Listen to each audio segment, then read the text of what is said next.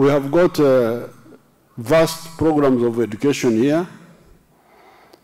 Therefore, the education we would be looking for in Russia is specialized areas of education, not general education. General education, we have a lot of educated people here, a lot of education infrastructure, universities, secondary schools. Therefore, the education we would be looking for in Russia is for few areas of specialization: nuclear energy, artificial intelligence. These are the areas where we would be looking for education, but not for general education, because we have got a lot of educated people here. Now, on the education online, that's very much possible because it is already happening with the Western countries. A lot of young people do their courses online here. The only issue would be English, the language, because somebody must, if the courses are in English or in French, in the French areas, that's very easy, because that one is already being done, especially with the UK, it's already being done. But if it is in Russian, then that means the student must learn Russian first. But if it is in English, it is very easy. It's already happening a lot. So, specialized education for science especially, and the online if it is in English. Somebody was talking of moral education, ideological. That one is we are struggling with here. We have got conflicts with other people who want to bring homosexuality and so on. That is human rights. So if you in Russia you are still moral, very good. We have good allies. I welcome you. At least you come on our side. Relationship with Russia starts in 1917 when the communists take over power in the Russian Empire. By 1900, the whole of Africa had been colonized except for Ethiopia. And Africa had gone through almost 500 years of slave trade, and now we're entering a new phase of direct colonialism. But in 1912, and I'm glad His Excellency Thabo Mbeki is there, the African people had started a new form of resistance. They had formed a modern anti-colonial liberation movement, the ANC, which was founded in 1912. That ANC was different from the tribal chiefs and kings who had tried to resist colonialism but had not succeeded. So therefore, just 5 years after the founding of the African National Congress in South Africa, which was the first anti-colonial African movement, the communists take over power in Russia.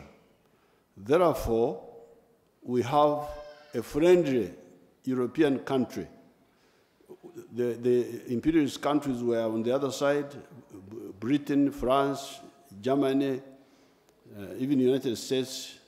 But now we had one ally, the Soviet Union, under the communists. Now, secondly, we were also lucky that on the two factors. Now, the anti-colonial movement pioneered by the ANC in 1912. Now we have solidarity from the communists of Russia. We also had the good chance of the First World War and Second World War. During those wars, the imperialists weakened themselves. Therefore, the three factors, the anti-colonial resistance movement, the emergence of socialist anti-colonial forces, initially in Russia, but later on in China in 1949, and then the fighting among the imperialists gave us a good chance, so that by the end of the Second World War, you saw many Asian countries getting independence, India, Indonesia, even Vietnam, Indochina. The imperialists tried to come back, but they couldn't.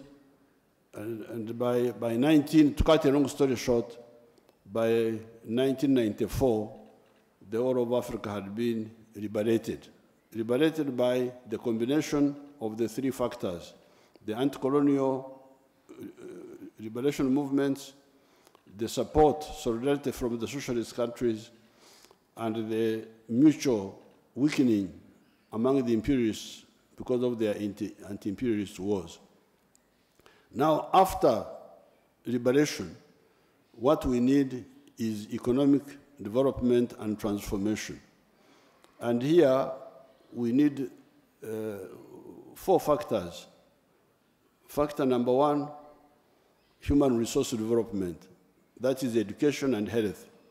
That one we are handling among ourselves. We can cooperate with others, but we shall handle also among ourselves.